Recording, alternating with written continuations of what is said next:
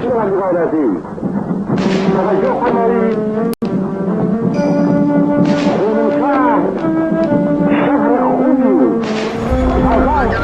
کے ہی ابتدا میں ایک شہر ہے ایران کے جنوب مغربی حصے میں، صدام نے اس پر آ کے قبضہ کر لیا تھا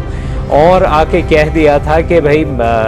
یہ اگر ایرانیوں نے اس کی یعنی یہ شہر واپس لے لیا، اگر جرأت ہوئی تو میں بصرہ کی چابی ان کو یہ حوالے کر دوں گا۔ خرم شہر اس کا نام تھا اور اس کی خاص بات یہ تھی کہ یہاں پر بہت ہی سخت اس کا محاصرہ کیا گیا تھا، اور اس کے علاوہ جو چیز کہی جاتی ہے وہ یہ ہے کہ تقریباً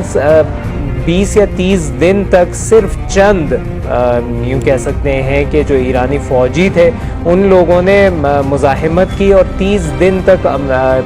کہہ سکتے ہیں سر سے پیر تک مختلف مشینریوں سے لیس صدام کی جو فوجیں تھیں ان کو روک دیا، لیکن بہرحال اس پر قبضہ ہو گیا تھا۔ اور صدام نے یہ دعویٰ کیا تھا کل کے دن، یعنی کہا جا سکتا ہے کہ 23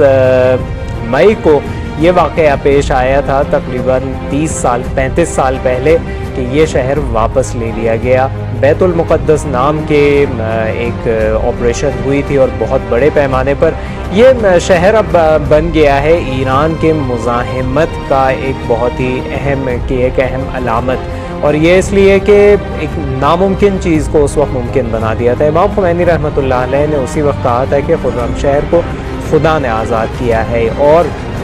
یقیناً جب الہی طاقت ساتھ میں ہو اور یہ کہ الہی جذبہ اندر ہو تو کوئی بھی طاقت ایران کے سامنے یا کسی بھی ملک کے سامنے جس میں جذبہ ہو، اسلامی جذبہ، ایمانی جذبہ ہو، کوئی بھی اسے روک نہیں سکتا۔ ورنہ اگر مادی لحاظ سے آپ دیکھیں تو کئی گنا زیادہ جو ہے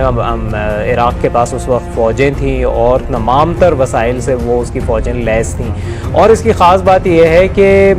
اس شہر میں آج تک یہ جذبہ باقی ہے۔ بہت ساری مشکلات آج کل ایران کے لیے کھڑی کی جا رہی ہیں، لیکن ایک بار جب پلٹ کے آدمی دیکھتا ہے ماضی کی جانب اور خرم شہر جیسے شہر پر نظر پڑتی ہے تو کامیابی اس کو یقینی طور پر نظر آنے لگتی ہے۔ خرم شهر رو خدا آزاد میکنه. با این منطق همه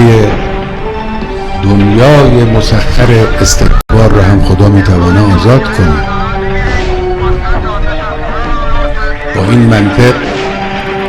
فلسطین هم میتوانه آزاد بشه.